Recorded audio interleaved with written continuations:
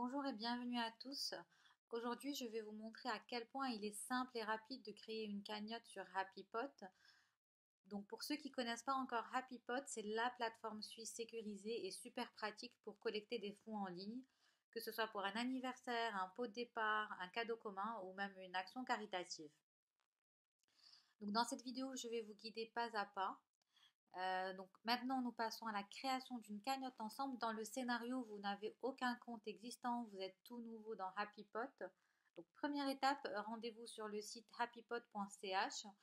Ça vous dirigera directement vers la langue de votre navigateur, en français, en italien, en anglais ou en allemand. Puis vous sélectionnez en haut créer ma cagnotte. Si vous ne le voyez pas, vous pouvez directement sélectionner ici la catégorie de la cagnotte, c'est pareil. Donc là, je vais cliquer sur créer ma cagnotte. Et là, je vais sélectionner la catégorie de la cagnotte. Par exemple, c'est pour l'anniversaire d'un ami. Euh, Vous avez aussi d'autres catégories comme le pot de départ. Et je clique sur suivant. Donc là, l'étape d'après, c'est les informations sur la cagnotte. Il n'y a que deux champs obligatoires, le titre de la cagnotte et la description. Donc si vous voulez une cagnotte simple, ça va très très vite. Je vais commencer par choisir le nom de ma cagnotte. Je vais l'appeler anniversaire, par exemple Jessica. Et il faudra mettre une description de la cagnotte. Bien sûr, plus vous expliquez le but de la cagnotte, l'utilisation des fonds, avec une description transparente, plus ça encourage les contributions. Là, pour la démonstration, j'ai fait quelque chose de court. Ensuite, j'explique ce que c'est le montant à atteindre. Vous pouvez indiquer ici un objectif réaliste.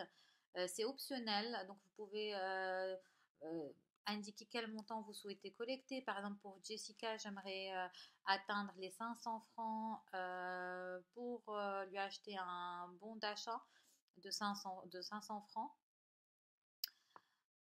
Et ensuite, la date limite. Donc, la date limite, c'est aussi optionnel. C'est vous fixer une date de fin pour la collecte pour inciter les gens à participer très rapidement. Si ce champ est mentionné, vous ne pouvez pas continuer à recevoir des participations après cette date. Donc, les gens ne pourront plus participer. Et si vous ne renseignez pas ces champs, la cagnotte reste indéfiniment ouverte, mais vous avez la possibilité de la fermer manuellement depuis votre compte. Et vous aurez aussi la possibilité de récupérer l'argent partiellement ou totalement, bien qu'il n'y ait pas de date limite. Ensuite, ici, le bénéficiaire, la personne qui va recevoir le cadeau, les fonds, c'est mon amie Jessica, vu que c'est son anniversaire. Et ici, vous pouvez mettre une photo ou une vidéo pour illustrer votre cagnotte. Le grand plus ici, c'est que je peux rédiger ici un message qui sera automatiquement envoyé aux contributeurs pour les remercier à chacune de leurs participations. Et ensuite, ici, on a les options de confidentialité. Il y en a trois.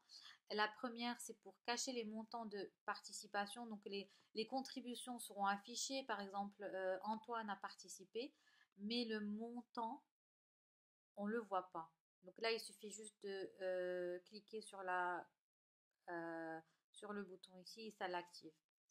Ensuite, cacher le nom des participants. Ici, c'est un peu le contraire. On verra le montant, mais le nom des participants est remplacé par le mot anonyme. Donc, on voit les montants sans voir le nom des personnes.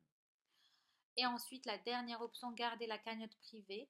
Ça veut dire que la cagnotte ne sera pas visible publiquement et elle ne sera pas accessible sur les moteurs de recherche. Elle sera uniquement accessible via le lien de la cagnotte. Donc, il n'y a que ceux qui ont le lien de la cagnotte qui peuvent y accéder. Voilà, j'ai rempli des informations sur la cagnotte. Je peux aller à l'étape d'après, donc c'est très rapide.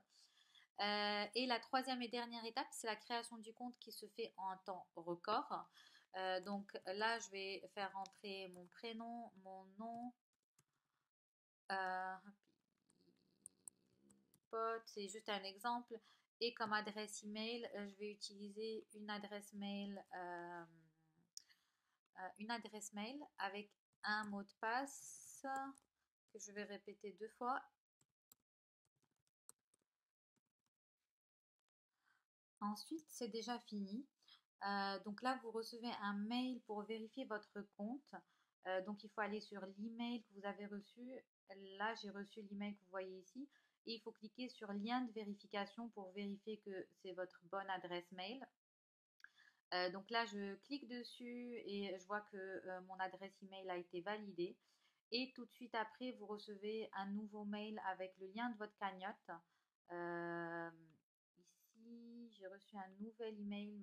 Votre cagnotte Anif Jessica a été créée et clique ici. Et voilà, je vais voir ma cagnotte. Elle est créée. On voit l'objectif que j'ai mis ici. Euh, je n'ai pas encore de contribution, ce qui est normal. Le bénéficiaire, c'est bien Jessica. Ça a été créé par moi-même avec la description. Donc, vous pouvez soit y accéder directement de vos emails, soit directement de votre compte, donc mon compte, et après mes cagnottes. Et là, vous voyez votre cagnotte. Et voilà, votre cagnotte est prête à recevoir des contributions. Comme vous l'avez vu, c'est simple, rapide et surtout très efficace. J'espère que cette vidéo vous avait été utile. Si vous avez des questions, n'hésitez pas à les poser en commentaire. Je suis ravie d'y répondre. Et si vous voulez d'autres tutoriels pratiques, abonnez-vous à ma chaîne et activez la cloche pour ne rien manquer. Merci d'avoir regardé et à très bientôt pour une nouvelle vidéo.